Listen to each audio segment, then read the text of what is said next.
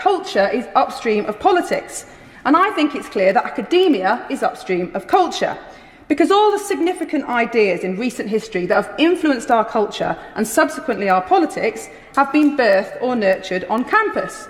From Darwinism in Victorian times, to feminism, to climate science, to important economic theories, to the rethinking of our colonial past, all once niche academic ideas that are now mainstream in our wider culture.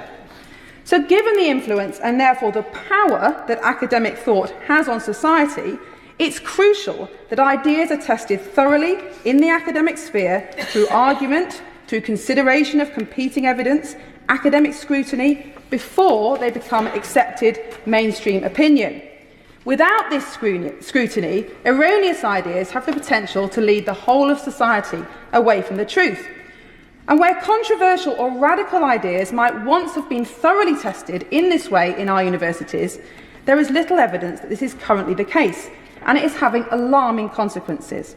For example, consider radical gender ideology, which claims everybody has an innate sense of their own gender identity that is distinct from biological sex, that only an individual can determine, and that asserts that a man who says he is a woman is indeed a woman.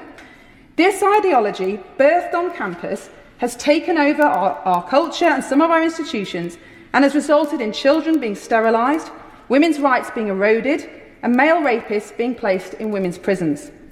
In Spain this week, the ruling coalition will pass a bill that will allow sex reassignment surgery, the cutting off of healthy body parts, for children as young as 12. If radical gender theory had been properly challenged in universities, we would not have ended up in this sorry place.